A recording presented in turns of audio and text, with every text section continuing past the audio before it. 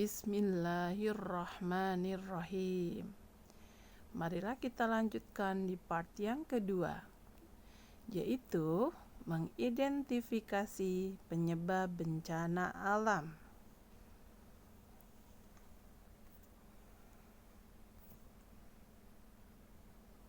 Amati gambar berikut dan jawab pertanyaannya. Nomor 1, menurutmu gambar apakah itu? Ya, betul, gambar banjir. Nomor 2, pernahkah kalian mengalami kejadian seperti pada gambar tersebut? Pernah? Oke. Nomor 3, adakah yang tahu apa penyebabnya? Ya, membuang sampah sembarangan. Lalu, tidak menjaga kebersihan saluran air. Hebat. Nomor 4, bagaimana cara mengatasinya supaya tidak terjadi bencana banjir? Tidak membuang sampah sembarangan. Pinter. Dan menjaga saluran air supaya tetap bersih. Yang terakhir, nomor 5, apakah banjir merupakan bencana alam? Ya, betul. Jadi bencana alam itu ada yang disebabkan oleh manusia, ada juga yang disebabkan oleh kejadian alam itu sendiri. Nah, banjir ini biasanya disebabkan oleh ulah manusia yang tidak peduli terhadap lingkungan, tidak mau menjaga lingkungannya. Tapi kalau longsor, kemudian gunung meletus, nah kalau itu adalah gejala alam. Hanya Allah lah yang mengetahui kapan bencana itu akan terjadi. Kita sebagai manusia hanya bisa bertawakal kepada Allah supaya terhindar dari bencana-bencana tersebut dan selalu diberikan keselamatan. Amin. Nah, ini dia penyebab dari banjir. Yang pertama, membuang sampah sembarangan ke sungai. Lalu karena seringnya membuang sampah ke sungai, sampah di sungai menjadi menumpuk dan air sungai tidak mengalir.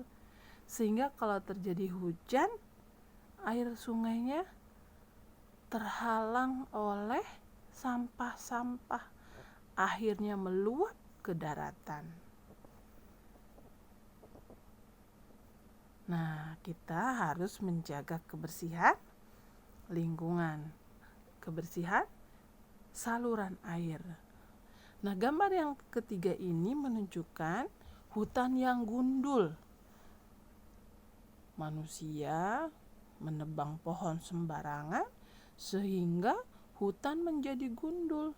Ketika hujan lebat, air di hutan itu tidak bisa ditampung oleh akar-akar dari pohon yang biasanya menampung air, sehingga bisa menjadikan bencana alam seperti longsor. Nah, untuk itu kita harus peduli terhadap lingkungan. Ya, harus menjaga lingkungan supaya tetap subur, bersih, dan lestari. Apakah sudah paham kalian?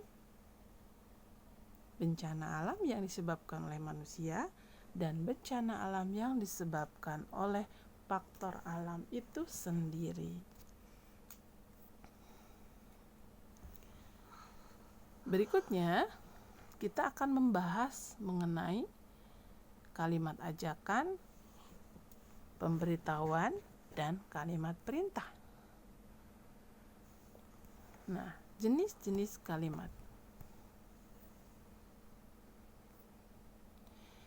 Yang pertama, kita lihat. Ayo kita baca. Ali, ayo kita sholat zuhur ke masjid. Apakah kalian tahu ini kalimat apa? Iya, betul. Ini merupakan kalimat ajakan. Kenapa disebut kalimat ajakan? Karena kalimat ajakan merupakan salah satu kalimat yang di dalamnya mengandung unsur mengajak atau membujuk untuk melakukan apa yang diperintahkan. Ciri-ciri dari kalimat ajakan adalah ada kata ayo, mari, ayolah, marilah, dan lain sebagainya. Nah, pada kalimat di atas ada kata ayo. Maka kalimat tersebut dinamakan kalimat ajakan. Kenapa? Karena Ali mengajak kita untuk sholat zuhur ke masjid. Sudah paham tentang kalimat ajakan?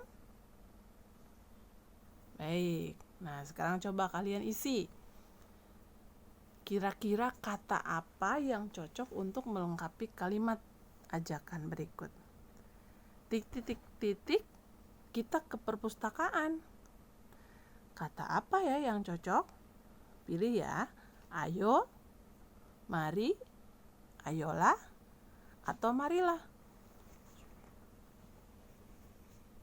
Kalian hebat. Berikutnya, guru bacakan lagi kalimatnya.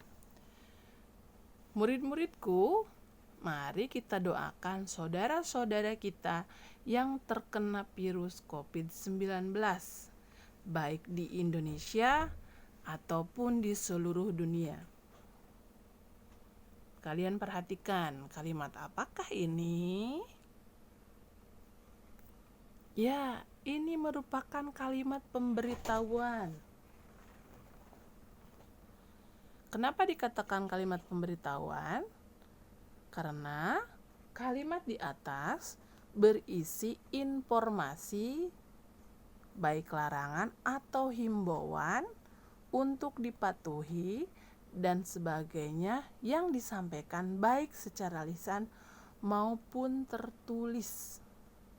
Artinya, kalimat di atas memberitahu kita ya atau menghimbau supaya kita mendoakan saudara-saudara kita yang terkena virus COVID-19. Sudah paham? Baiklah. Contoh kalimat pemberitahuan berikutnya. Sekolah akan diliburkan pada tanggal 23 sampai 30 Desember 2029. Nah, ini merupakan contoh kalimat pemberitahuan yang lain. Dan masih banyak lagi contohnya. Baiklah. Kalimat berikutnya. Jangan membuang sampah sembarangan. Kira-kira ini kalimat apa ya? Betul, ini adalah kalimat perintah. Mengapa dikatakan kalimat perintah? Suatu kalimat yang berisi perintah yang diperuntukkan kepada orang lain untuk melakukan sesuatu. Pada kalimat di atas, kita diperintah jangan membuang sampah di sembarang tempat. Bisa kalian pahami? Jadi kalimat perintah itu kalimat untuk memerintah melakukan sesuatu kepada orang lain. Contoh berikutnya, tutup pintunya. Artinya kita diperintah untuk menutup pintu.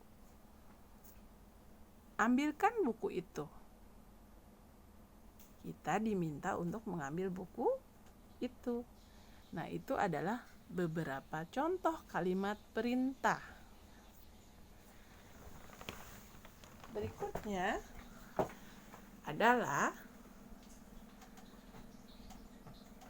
petunjuk saat terjadi gempa bumi. 1. Berlindung di bawah kolong meja. 2. Lindungi kepala dengan tas atau buku. 3. Jangan panik, tetap bersikap tenang. 4. Jika gempa sudah mereda, keluarlah melalui pintu terdekat. 5. Carilah tempat yang lapang, jangan berdiri dekat gedung, tiang, dan pohon. Kira-kira ini kalimat apa ya? Ya, betul, ini adalah kalimat petunjuk. Mengapa dikatakan kalimat petunjuk? Karena kalimat petunjuk adalah suatu kalimat yang tujuannya memberitahu cara mengerjakan sesuatu dengan urutan yang sistematis atau berurutan sehingga dapat dipahami oleh pembaca dengan baik dan benar. Nah, contoh kalimat di atas yaitu petunjuk apa yang harus kita lakukan saat terjadi gempa bumi.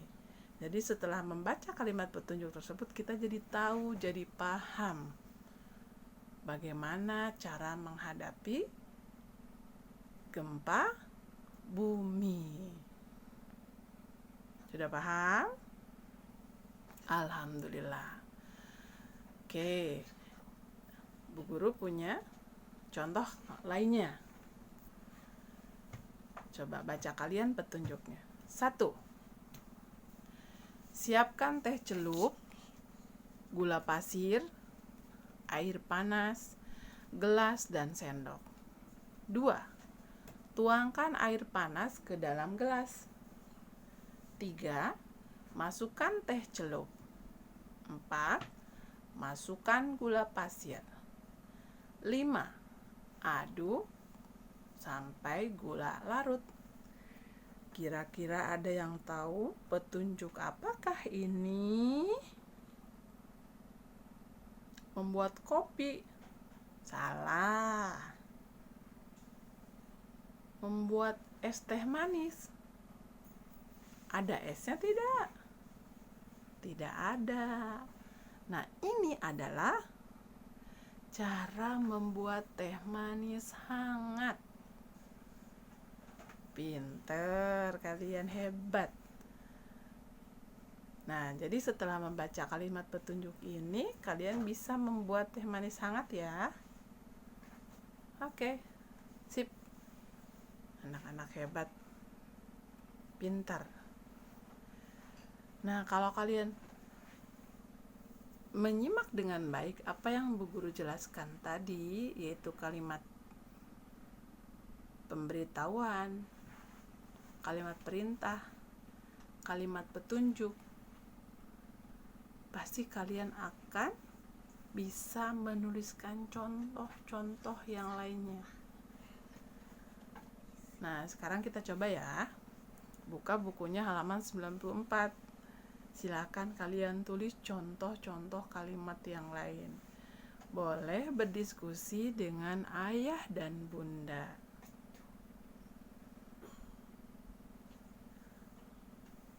Baiklah, Bu Guru yakin kalian bisa semua.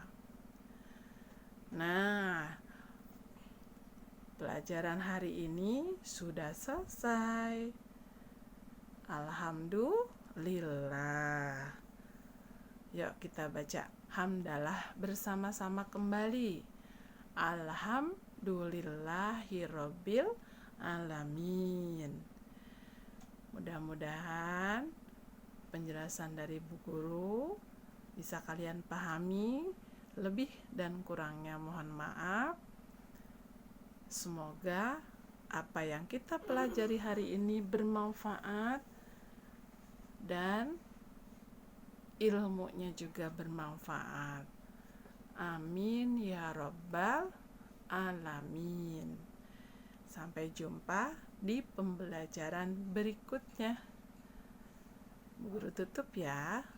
Wassalamualaikum warahmatullahi wabarakatuh. Tetap semangat.